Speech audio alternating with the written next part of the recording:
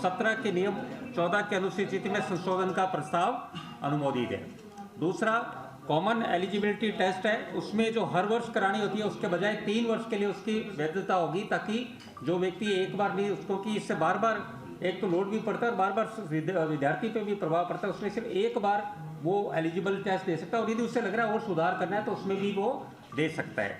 और common eligibility test का ये CET, जिसमें अपन राजस्थान अधिनियम का लिपिक वर्ग सेवा है समान पात्रता परीक्षा, उसमें जो हर बार देने की होती है वैधता, उसमें 1 वर्ष थी उसको 3 वर्ष कर दी गई है। तो 3 वर्ष तक के लिए उसके स्कोर काउंट होंगे, अच्छे स्कोर है तो उसको देने की जरूरत नहीं है, और यदि वो चाहता है कि मेरे स्कोर अच्छे हुए हैं तो दोबारा दे सकता है 3 बार, उस बात को रखते हुए ये नियम में संशोधन किया गया है। यानी कहने का CET का स्कोर 3 वर्ष तक वैलिड रहेगा आपके।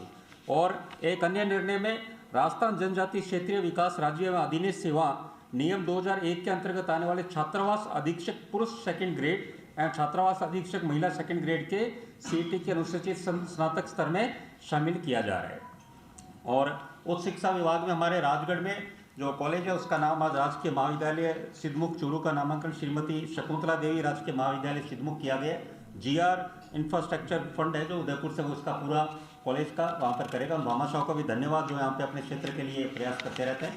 और पशुपालन विभाग में हमारे सरकार ने बेहतरीन काम करते हुए आप देखिए कि पशुधन सहायकों डॉक्टर्स की इतनी सारी नियुक्तियाँ हुई। मैं धन्यवाद देना चाहूँगा हमारे कानून मंत्री श्री जोगाराम जी को कि इनके प्रयास से और जोराराम जी के कुमावत के प्रयास से जो काफ़ी सालों से भर्ती लटकी हुई थी उससे पशु चिकित्सक मिले और आज गांव में राजस्थान में पशु चिकित्सक पहुंचे। उसी क्रम में देखते हुए आज सरकार ने जो पशुधन सहायक हैं उनको 3 पदोन्नति मिले, उसमें संशोधन किया है जिसमें अब उनका नाम भी बदलाव किया। पदनाम में भी पशुधन सहायक का पदनाम हो जाएगा पशुधन निरीक्षक और पशु चिकित्सा सहायक का पदनाम हो जाएगा पशुधन प्रसार अधिकारी। सहायक सूचना अधिकार का पदनाम हो जाएगा वरिष्ठ पशुधन प्रसार अधिकारी किया जाएगा। कि जो पहले पदोन्नति के 2 ही अवसर मिलते थे अब 3 अवसर मिलेंगे। ये हमारे कुछ आज मंत्रिमंडल में ये निर्णय लिए गए। धन्यवाद। अब मैं आदरणीय कैबिनेट मंत्री जोगाराम पटेल जी से निवेदन करूंगा कि अपना विषय। मित्रों,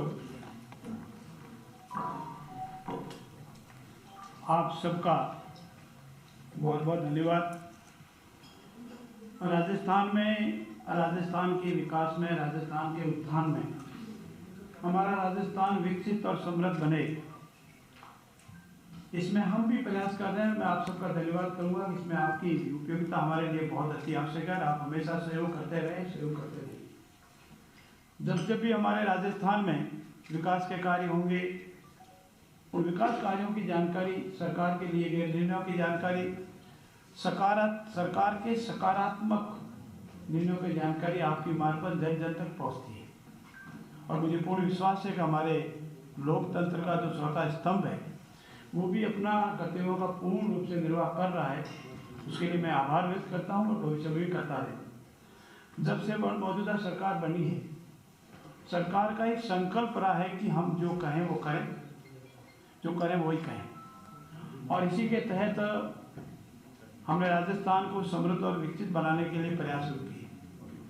हमारे विश्व के सम्मानीय नेता आदरणीय नरेंद्र मोदी जी का संकल्प है कि अमृतकाल में हमारा देश विकसित बने और संसार में पुनः वो चोरने की चिड़िया बने।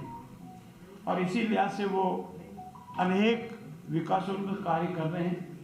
परंतु जब प्रदेश भी विकसित नहीं होंगे तो हमारा राष्ट्र विकसित नहीं होगा। इसीलिए हमारा राजस्थान प्रदेश भी विकसित होना आवश्यक है।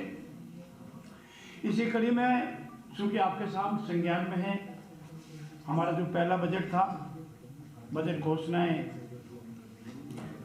की क्रियान्विति, हर विधानसभा क्षेत्र में बजट का कोई न कोई महत्वपूर्ण कार्य, और साथ ही साथ जो संकल्प हमारे थे उनकी पूर्ति, और ये हमारा पहला फोकस था। और आज मैं आपके सामने नम्रता से निवेदन करूंगा कि हमें 45 से 50% जो हमारे संकल्प थे उन संकल्पों को हमने पूरा किया है और जनता के सामने रखा है।